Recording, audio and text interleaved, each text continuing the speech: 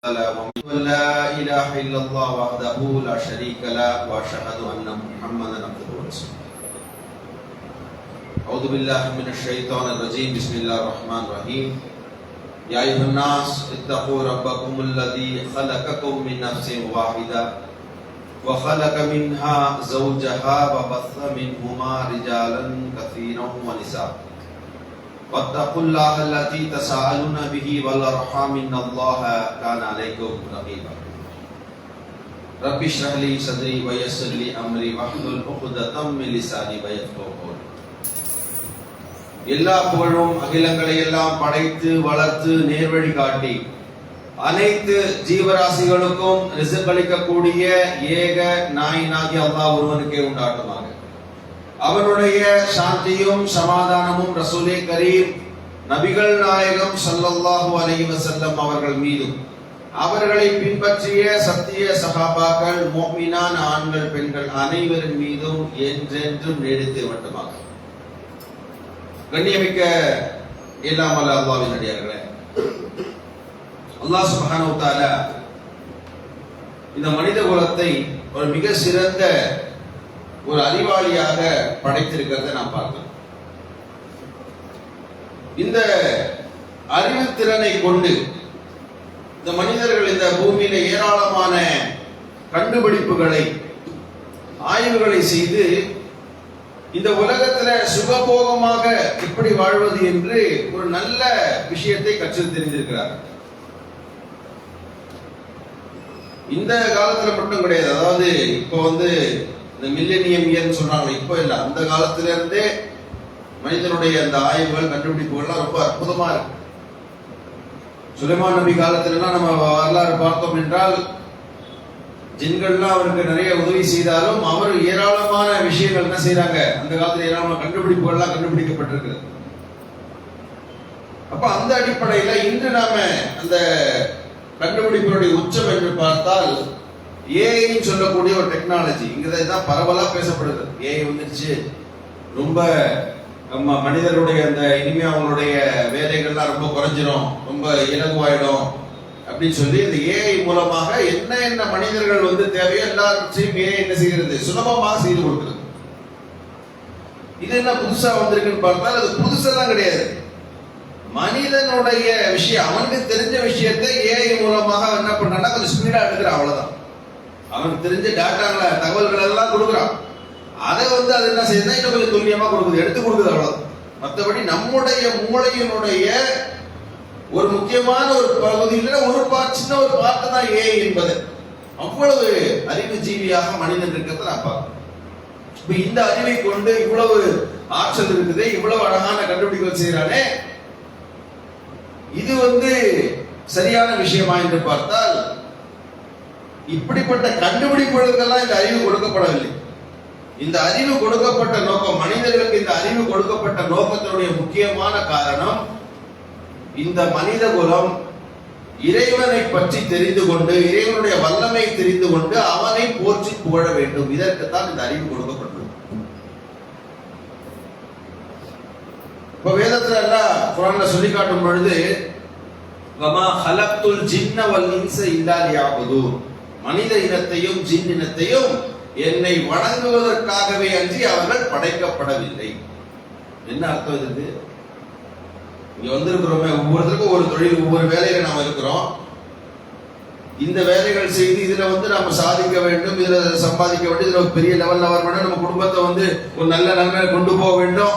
இதுதான் நம்ம அனைவருடைய அந்த டார்கெட்டா, பெரும்பாலான அவர்களுடைய அந்த நோக்கமாக இருக்கிறது. அதுக்குதானா என்று பார்த்தால் கிடையவே கிடையாது, துளி கூட கிடையாது. அப்ப இந்த வசனத்துக்கான அர்த்தம் என்ன? மனிதர்களை என்ன வணங்குவதற்காக தான் படைச்சிருக்கா என்ன அர்த்தம்? இதுதான் முக்கியத்துவம் வாய்ந்தது. இது மறக்கவே கூடாது, எந்த நிலையிலும் மறக்கக்கூடாது. எப்படி ஒரு முஸ்லிமாக நாம இருக்கிறது ஒரு பெருமைப்படுறோமோ, அது பெருமைப்படுவதற்கு இந்த வசனம் ரொம்ப முக்கியத்துவம் வாய்ந்தது.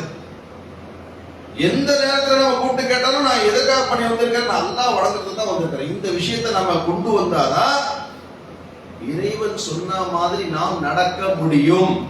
இல்லை என்றால் நமக்கு ஏராளமான மார்க்கத்தின் அடிப்படையில் நடப்பதற்கு நிறைய நமக்கு சிரமமா இருக்க என்ன காரணம்? இதுதான் காரணம்.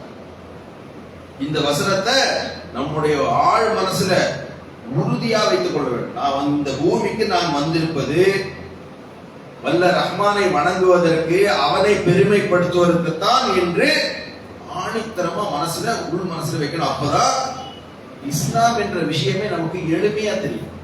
இல்லை என்றால் இஸ்லாம் ரொம்ப கடும், ரொம்ப கஷ்டமா தெரியும். நம்ம சில பேருக்கெல்லாம் ரொம்ப சிரமமா இருக்கு. எதற்கு? என்ன காரணம்? நிர்வாகத்தில் இருப்பாங்க, ஜமாத்தில் இருக்கக்கூடிய சகோதரர்கள் கூட என்ன செய்வாங்கன்னா, சில சகோதரர்கள் ரொம்ப நல்ல ஒத்துழைப்பு கொடுப்பாங்க, சில சகோதரர்கள் கொஞ்சம் கம்மியா ஒத்துழைப்பு. என்ன விஷயம்னா, இந்த உலகத்தில் இதுலயே என்ன பண்ணுவாங்க, உலகத்துடைய விஷயங்கள்ல ரொம்ப ஈடுபாடு காட்டும் பொழுது இது சிரமமா இருக்கு. தெளிவா தெரிந்து கொள்ள வேண்டும். நாம இந்த வந்திருக்கிறது அல்லாஹ்வை பெருமைப்படுத்துவதற்காக, அவனை வணங்குவதற்காக தான் வந்திருக்கோன்றத உறுதியாக மனதில் தாங்கிக் கொள்ள வேண்டும். அந்த அடிப்படையில வணங்குவதனுடைய பிரதானமான நோக்கம் என்பது முதல்ல வருவது தொழுகை தான். தொழுகையின் உடனே தொழுது விட்டு நம்ம போகிறோமே, இது முழுவதுமான அந்த நன்மைகள் இது கிடையாது. தொழுகை என்றால் என்னவென்றால், அல்லாஹ்வும் தூதரும் காட்டி தந்த அடிப்படையில் தொழுது விட்டு அதற்கு பிறகு நாம் அல்லாஹ்வை திக்ர் செய்து விட்டு, அல்லாஹ் என்னென்ன வாக்கியம் சொல்லிக் கொடுத்த, அல்லாஹ் தூதர் சொல்லிக் கொடுத்த வாக்கியத்தை திக்ர் செய்து அல்லாஹ்வை பெருமைப்படுத்திய பிறகு நமக்கு தேவையான விஷயங்களை அல்லாஹ்விடம் நாம் கேட்க வேண்டும். இது முழுசா முடிஞ்சாலும் அந்த தொழுகையுடைய அந்த முழுவதும் அது நிறைவேற்றதா. சும்மா தொழுது சலாம் கொடுத்து ஓடுறது இதெல்லாம் அல்லாஹ் ஏற்றுக்கொள்ளவே மாட்டான். அல்லாஹ்வுடைய தூதர் எப்படி நம்ம கத்துக் கொடுத்திருக்கிறாங்க. அப்ப அந்த அடிப்படையில மிக முக்கியமான ஒரு விஷயம் என்னவென்றால் திக்ர்கள் செய்வது, அல்லாஹ்வை திக்ர் செய்து பெருமைப்படுத்துவது. நபிகள் நாயகம் ஸல்லல்லாஹு அலைஹி வஸல்லம் சொல்லி காட்டுறாங்க, அல்லாஹ்விற்கு பிடித்தமான 4 வார்த்தைகள் என்னென்னது? சுப்ஹானல்லாஹ், அல்லாஹ் மிக பரிசுத்தமானவன் என்று சொல்லக்கூடிய ஒரு வார்த்தை. இரண்டாவது அல்ஹம்துலில்லாஹ், எல்லா புகழும் அல்லாஹ் ஒருவனுக்கே. மூன்றாவது அல்லாஹு அக்பர், அல்லாஹ் மிக பெரியவன். மிக பெரியவன் என்றால் அவன் பெரிய சைஸ்ல பெரியவன்னா அந்த மாதிரி கிடையாது, அது ஒரு தரப்பு இருக்கு. நம் எல்லாரையும் விட அவன் மிக பெரியவன். எனக்கு எது எது பெருசு நினைக்கோ அதை விட அவன் பெரியவன். இதுதான் அவருடைய அர்த்தம். அல்லாஹ் மிக பெரியவன் என்ன அர்த்தம்? எனக்கு எது ரொம்ப பிரியமானதோ அதை விட அல்லாஹ் தான் முக்கியமானவன், அவன் தான் பெரியவன். அப்படி எடுத்துக்கணும் அந்த வார்த்தை. இன்னொரு கடைசி வார்த்தை, 4வது வார்த்தை என்ன? லா இலாஹ இல்லல்லாஹ். முக்கியமான இந்த 4 வார்த்தைகள் அல்லாஹ்வுக்கு பிரியமான வார்த்தைகள் என்று நபிகள் நாயகம் ஸல்லல்லாஹு அலைஹி வஸல்லம் சொல்றாங்க. இதுல நாம சுப்ஹானல்லாஹ் என்று சொல்லக்கூடிய அல்லாஹ் பரிசுத்தமானவன், தூய்மையானவன் என்று சொல்லக்கூடிய வார்த்தையுடைய அர்த்தங்களை தான் சில விஷயங்களை நான் பார்த்தேன். அப்ப தூய்மையானவன் என்று சொல்லக்கூடிய அந்த வார்த்தையினுடைய அர்த்தம் என்னன்னா, கிளீனா இருப்பது, தூய்மையா, இடத்த தூய்மையா இருக்கிறது, ஒரு நம்ம உடலை தூய்மையா இருக்கிறது, துணியை தூய்மையா இருக்கிறது சொல்றோமே, இப்படித்தான் தமிழுடைய வார்த்தைகள் தூய்மைக்கு அர்த்தம். ஆனா இது அந்த தூய்மையை சொல்லக்கூடிய தூய்மை கிடையாது. சுப்ஹானல்லாஹ் என்று சொல்லக்கூடிய வார்த்தை இந்த மாதிரி கிளீனா இருக்கக்கூடிய அந்த தூய்மையை சொல்லக்கூடிய வார்த்தை கிடையாது. இறைவனுடைய ஆற்றல் என்பது அவன் எந்த பலகீனத்திற்கும், எந்த குறைகளுக்கும், எந்த இயலாமைக்கும் அப்பாற்பட்ட தூயவன். இதுக்குதான் அந்த வார்த்தையுடைய அர்த்தம். தூயவன் என்றால் அவனால் எல்லாம் முடியும். இதுதான் முடியும்னு சொல்ல முடியாது, எல்லாம் முடியும். அவனுக்கு இயலாதது எதுவுமே கிடையாது, அவனுக்கு குறைகளே கிடையாது. இதை விட்டும் அவன் பரிசுத்தமானவன். இதுதான் அந்த தூய்மை, சுப்ஹானல்லாஹ் என்று சொல்லக்கூடிய வார்த்தையினுடைய அம்சம்.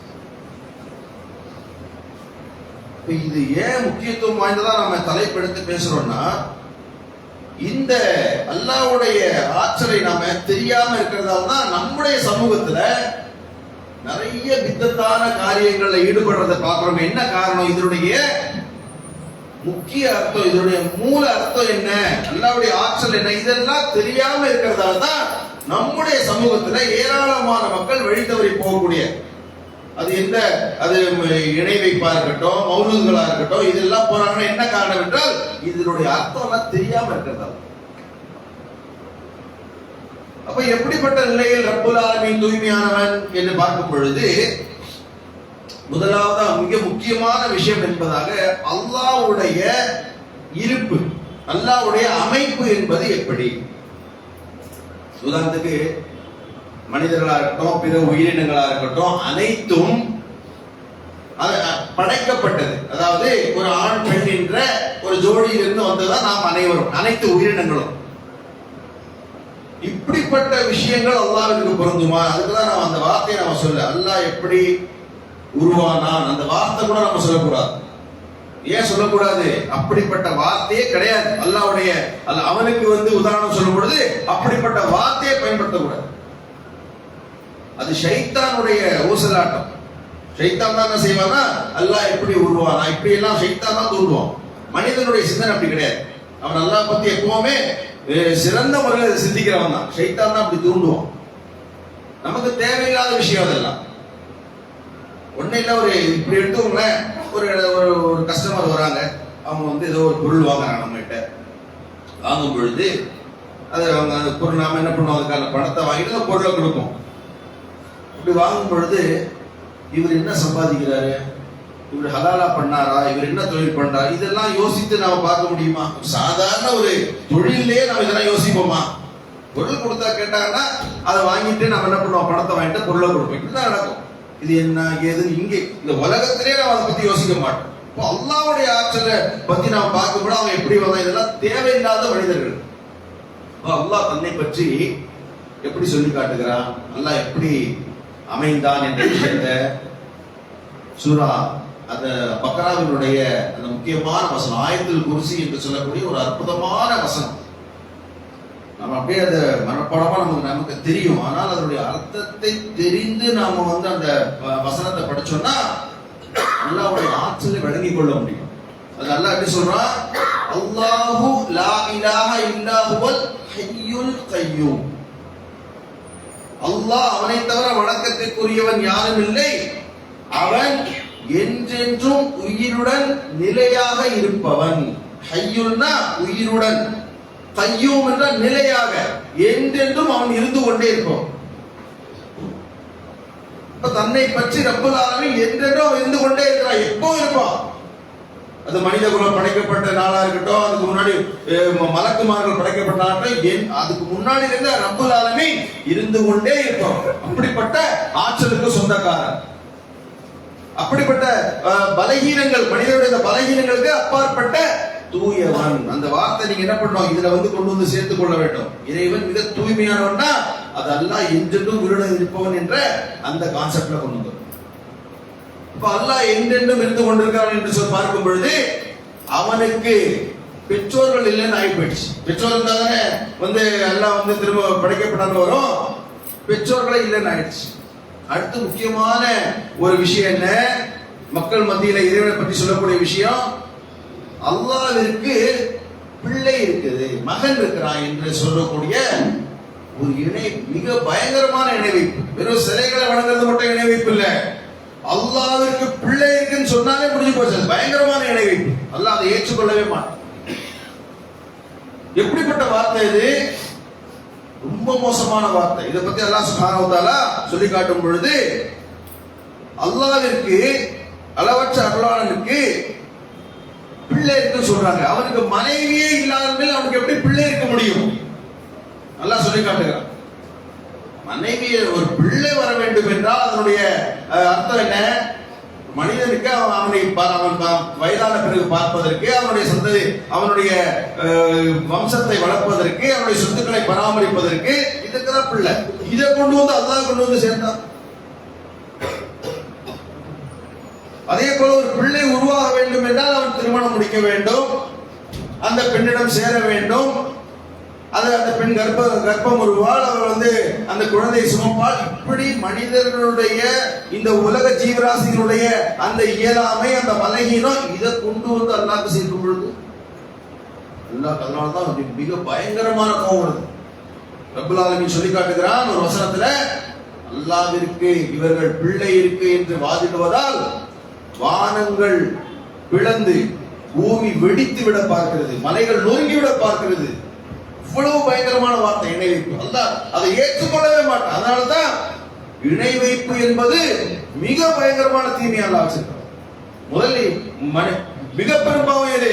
இணை வைப்பு தான். அது அல்லாஹ் முதல்ல ஏன் வைக்கிறான்னா, அல்லாஹ் இந்த மாதிரி விஷயங்கள், இந்த மாதிரி பலகீனங்களை ஏற்றுக்கொள்ளவே மாட்டான். இப்படிப்பட்ட நிலைமையில் இருந்து வல்ல ரஹ்மான் தூயவன் என்று சொல்லக்கூடிய அந்த சுப்ஹானல்லாஹ் சொல்றோமே, இந்த விஷயங்கள் எல்லாம் நம்ம என்ன செய்யணும்? இதற்கு அப்பாற்பட்டவன் தான் அல்லாஹ் சுப்ஹானஹு வ தஆலா என்று நாம் விளங்கிக் கொள்ள வேண்டும்.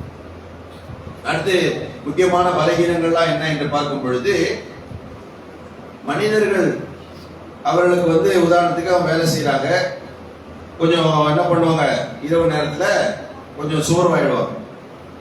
வேலை ஒரு நாள் ரொம்ப 2 நாள் செய்யக்கூடிய வேலை ஒரே நாள் செஞ்சா என்ன ஆகும்? அவ்வளவுதான், இன்னும் நல்லா ரொம்ப சோர்ந்து போயிடுவான். அப்படிப்பட்ட நிலைமை தான் மனிதனுடைய இந்த ஜீவராசிகளுடைய அமைப்பு. வல்ல ரஹ்மானுடைய விஷயத்தை பொறுத்தவரையிலும் அவன் சோர்வடைந்து விடுவானா? அவனுக்கு சோர்வு இருக்குதா? இதெல்லாம் சிந்தித்து பார்க்க வேண்டும். எல்லாம் சொல்லி காட்டுகிறான். வானங்கள் பூமியை படைத்த ரஹ்மான் எந்த சோர்வும் அடைவதில்லை. சாதாரண விஷயமாக வானங்கள் பூமியுடைய படைப்பு என்பது சாதாரண படைப்பு இல்லை. அப்படிப்பட்ட வானங்கள் பூமியை படைத்த வல்ல ரஹ்மான் சொல்லி காட்டுகிறான், இந்த வானங்கள் பூமியை படைத்த அதனால் சோர்வடையாதவர்களே அவன் பரிசுத்தமானவன் என்று வல்ல ரஹ்மான் சொல்லி காட்டுகிறான். அடுத்து என்ன முக்கியமான பலகீனங்கள்? இந்த மாதிரி பலகீனங்களை விட்டு அப்பாற்பட்டான் என்று நாம் சிந்தித்து பார்க்கும் பொழுதுதான் அல்லாஹ்வுடைய ஆற்றலை நாம் விளங்க முடியும். இன்னொரு முக்கியமான விஷயம் என்னவென்றால், பெரும்பாலான உயிரினங்கள் என்னன்னா அவர்கள் தூக்கம் இல்லை என்றால் மனித குலம் என்ன ஆயிடும்? எந்த உயிரினா இருக்கட்டும். ஒரு நாயை கூட சொல்றாங்க, ஆராய்ச்சியாளர் என்ன சொல்றாங்கன்னா, நாய்களை ஒரு 3 நாள் 4 நாள் தூங்க விடாமல் அதை செய்தால் அது இறந்து விடும் என்பதா சொல்றாங்க. அப்படிதான் அனைத்து உயிரினங்களும். அப்ப இப்படிப்பட்ட விஷயங்கள் அல்லாஹ்வுக்கு இருக்கா? அவன் எப்படிப்பட்ட ஆற்றல் மிக்கவன் என்று பார்க்கும் பொழுது ஆயத்துல் குர்சியில் அல்லாஹ் சொல்லி காட்டுகிறான்.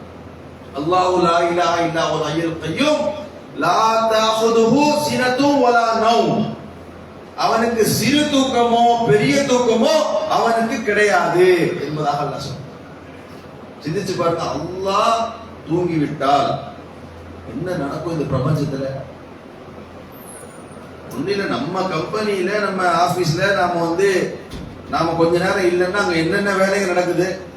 நாம இருக்கிற மாதிரி வேலை நடக்குமாங்க? வல்ல ரஹ்மான் ஒட்டுமொத்த உலகத்தையும் பிரபஞ்சத்தையும் படைச்ச அந்த ரஹ்மான் அனைத்தையும் என்ன செய்யறா? கண்காணித்து ஒவ்வொரு நிமிடமும் ஒவ்வொரு நேரத்திலும் அவன் அலுவலில் ஈடுபட்டு கொண்டிருக்கிறான். நல்லா சொல்லி காட்டுகிறான். அப்ப அந்த தூக்கம், சின்ன தூக்கம், இயலாமை, சோர்வு, இது எதுவுமே ரப்பல் ஆலமீனுக்கு கிடையாது. அப்படிப்பட்ட நிலையில் வல்ல ரஹ்மான் பரிசுத்தமானவன். சுப்ஹானல்லாஹ் என்று சொல்றோமே, அந்த வார்த்தையினுடைய முக்கியத்துவம் வாய்ந்த அம்சம் இதுதான். அடுத்து நிறைய விஷயங்கள் இருக்கு. அந்த இன்னும் மிக முக்கியமான விஷயங்கள் என்னவென்றால், அவன் எல்லாவற்றையும் அறிந்தவன். அவனுக்கு ஏதாச்சும் அதாவது ஒரு 100 வருஷத்துக்கு முன்னாடி சம்பவம் தெரியாது அப்படின்னு ஏதாச்சும் இருக்கா? அனைத்தையும் அறிந்தவன் வல்ல ரஹ்மான். அல்லாஹ் எப்படி சொல்லி காட்டுறான்னா, சூரா பக்ராவுடைய ஆரம்ப வசனத்துல, ஹுவல்லதீ ஹலகலகும் மா ஃபில் அர்தி ஜமீஆ.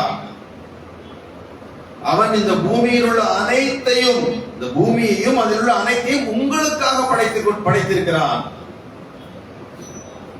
அதே போல அவன் வானங்களை 7 வானங்களாக அவன் அடுக்கடுக்காக படைத்தான். அப்படிப்பட்ட இறைவன் பாக்கியம் மிக்கவன் என்பதாக அல்லாஹ் சொல்றான். பூமியை படைச்சா பூமியில் உள்ள அத்தனையும் உங்களுக்காக படைச்சிருக்கிறான். வானங்களை 7 வானங்களாக ஆக்கி இருக்கிறான். வானங்களை பொறுத்தவரையிலும் பெரும்பாலும் நாம வானத்தையே பார்க்கிறது. நமக்கு அவ்வளவு பிஸியா இருக்கிறோம். நம்ம வானத்தெல்லாம் என்னத்தை போய் வானத்தெல்லாம் பார்க்கறது? இதெல்லாம் பார்க்கணும். மார்க்கத்தினுடைய முக்கியமான அம்சம் அதுல இருக்கு. அல்லாஹ்வுடைய தூதர் என்ன சொல்லியிருக்காங்கன்னா, சொல்லி காமிச்சிருக்கிறாங்க. வானத்தை பார்ப்பது என்பது, அல்லாஹ்வுடைய அத்தாட்சிகளை பார்ப்பது என்பது மிகப்பெரிய விஷயம். இன்றைய விஞ்ஞானிகள்லாம் சொல்றாங்க, ஒண்ணு இல்லைங்க, ஒரு விஞ்ஞானி சொல்கிறார், ஒரு கையில ஒரு சின்ன ஒரு தானியத்தை வைத்து இப்படி காட்டுறார். காட்டி விட்டு சொல்கிறார், இந்த தானியம் இப்படி மறைச்சிட்டு இருக்கு இல்லையா? சாதாரண இந்த கைக்கு மேல இந்த தானியம் வைக்க போய் நான் லேசா மறைச்சிருக்கோம். அந்த பக்கம் அந்த மறைத்திருக்கக்கூடிய அந்த சிறு இடம் இருக்கு, அந்த இடத்தில் கோடிக்கணக்கான நட்சத்திரங்கள், சாதாரண நட்சத்திரங்கள் இல்ல, சூரியனை விட மிகப்பெரிய நட்சத்திரங்கள் அதற்கு பின்னால் இருக்கிறது என்று சொல்றார். சிந்திச்சு பார்க்க முடியுது அல்லாஹ்வுடைய ஆற்றலை. எப்படிப்பட்ட ஆற்றலுக்கு சொந்தக்காரன். அப்ப அவனுடைய ஆற்றல் என்பது நாம கற்பனையே செய்ய முடியாது. அப்படிப்பட்ட ஆற்றலுக்கு சொந்தக்காரன். இயலாமை என்பதே கிடையாது. அதுபோல இன்னொரு முக்கியமான விஷயம் என்ன, அனைத்தையும் அவன் அறிந்தவன். மனிதர்களை நமக்கு போன வாரம் என்ன, நேற்று என்ன சாப்பிட்டோம் கூட மறந்துடும். நேற்று என்ன சாப்பிட்டோம், நேற்று எங்க போனோம் கூட மறந்துடும். ஆனால் வல்ல ரஹ்மானுக்கு அனைத்தும் தெரியும். மனிதர்களை படைப்பதற்கு முன்னால், மலக்குமார்களை படைப்பதற்கு முன்னால் என்ன நடந்தது, நாளைக்கு என்ன நடக்கும், நமக்கு இவ்வளவு அறிவு இருக்கு, நாளைக்கு என்ன நடக்கும் நமக்கு தெரியுமா? அதே போல இந்த உலகம் அழிவதற்கு பின்னால் என்ன நடக்கும், இதெல்லாம் யாருக்கு தெரியும்? அல்லாஹ்விற்கு தெரியும். வேற எந்த, அதாவது இந்த மனித சமூகத்துல முஸ்லிம்களுக்கு சொல்லப்பட்ட அந்த சரியான அந்த வரலாறு மாதிரி வேற எந்த சமுதாயத்துக்கு தெரியாது. எப்படி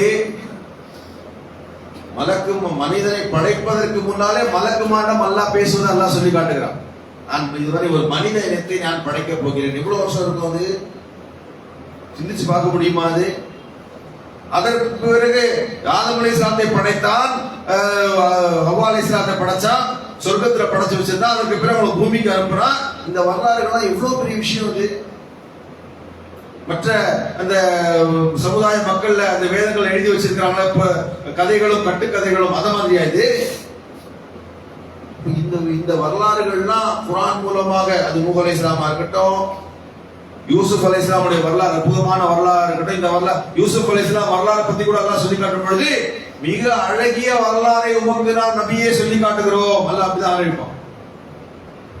கிட்டத்தட்ட இப்ராஹிம் அலைஹிஸ்ஸலாமுடைய பேரர் அவர். அதே மாதிரி அந்த வரலாறு முடியும் பொழுது அல்லாஹ் சொல்லி காட்டுவார், நபியே இவை மறைவான விஷயம், உமக்கு நாம் இதை எடுத்து சொல்லி காட்டுகிறோம், அல்லாஹ் சொல்லி காட்டுகிறார். அப்ப அல்லாஹ்விற்கு அனைத்தும் தெரியும். இப்படிப்பட்ட ஆற்றல், எல்லா விதமான ஆற்றலுக்கும் சொந்தக்காரன். எந்த இயலாமை பலகீனத்திலிருந்தும் அவன் பரிசுத்தமானவன் என்ற விஷயத்தை இந்த சுப்ஹானல்லாஹ் என்று சொல்லும் பொழுது இவ்வளவு அர்த்தம் இருக்குது. ஜும்மாவுடைய நாள்ன்றதால நமக்கு சில விஷயங்கள் தான் உங்ககிட்ட சொல்றோம். என்ன என்ன விஷயங்களை நீங்க யோசிச்சு பார்க்கறீங்களோ அது அத்தனையும் விட்டு அவன் பரிசுத்தமானவன். இந்த விஷயத்தை நாம் சிந்தித்து பார்த்து அல்லாஹ்வுடைய ஆற்றலை விளங்கியவர்களாக நாம் என்ன செய்ய வேண்டும் என்றால் இந்த வார்த்தையை நாம் சொல்ல வேண்டும். அதற்குத்தான் அல்லாஹ் சுப்ஹானஹு வ தஆலா நன்மைகளை கொடுக்கிறார். அப்படிப்பட்ட நன்மக்களாக வந்த ரஹ்மான் நம்மை ஆக்கில் வாக்குவினுடைய முதல் உரையை செய்யும்.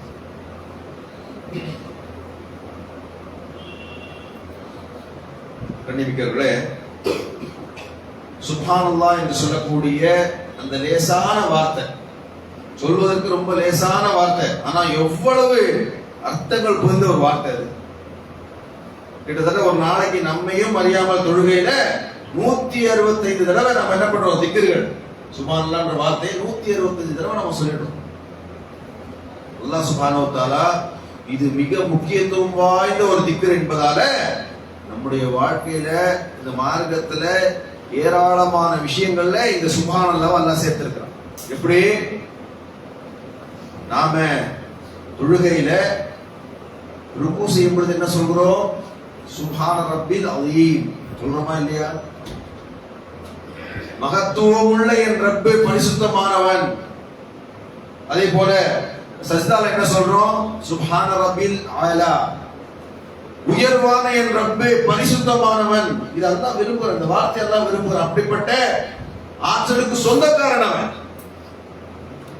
இன்னும் ஏராளமான விஷயங்கள், அதாவது சுப்ஹானல்லாஹி வ பிஹம்திஹி சுப்ஹானல்லாஹில் அலீம், நமக்கு நிறைய பேர் தெரிஞ்ச இந்த திக்ர்.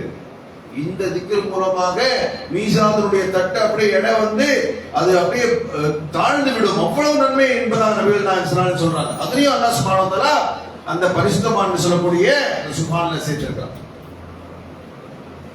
இன்னும் மிக முக்கியத்துவம் வாய்ந்ததாக இந்த வார்த்தைக்கு எந்த அளவுக்கு நன்மைகளை கொடுக்கிறார் என்றால், புகாரில வரக்கூடிய செய்தி 5230வது செய்தி.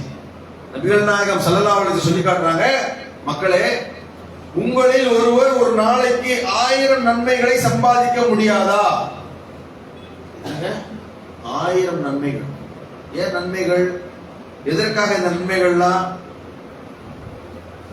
இந்த நன்மைகளுடன் அல்லாஹ்வை சந்திக்கும் பொழுதுதான் நமக்கு ஒரு சிறந்த நிலைமை மறுமையில கிடைக்கும். எந்த ஒரு நன்மை எல்லாம் அல்லாஹ் முன்னாடி நிற்கும் பொழுது அல்லாஹ் எந்த ஒரு நன்மையும் கொடுக்க மாட்டான். அப்ப அந்த அடிப்படையில இப்படி ஒரு வார்த்தை சொல்லும் பொழுது சஹாபாக்கள் காத்து கிடப்பாங்க. ரசூல் ஸல்லல்லாஹு அலைஹி வஸல்லம் என்ன சொல்லுவாங்க, அவர் சொல்லக்கூடிய வார்த்தையை நாம விளங்கி கொண்டு தெரிந்து கொண்டு அதன் அடிப்படை நடக்கணுமே என்று ஆவல்ல இருப்பாங்க ஒவ்வொரு சஹாபாக்களும். அப்படி சஹாபாக்கள் கேட்கறாங்க, யார சொல்ல ஒரு நாளைக்கு 1000 நன்மைகளா அப்படின்னு சொல்லி கேட்கும் பொழுது ரசூல் ஸல்லல்லாஹு அலைஹி வஸல்லம் சொல்லி கொடுக்குறாங்க, எவர் ஒருவர் சுப்ஹானல்லாஹ் என்று சொல்லக்கூடிய வார்த்தையை 100 தடவை ஒரு நாளைக்கு சொல்கிறார், வெறும் 100 தடவை, 5 நிமிஷம் கூட ஆகாது.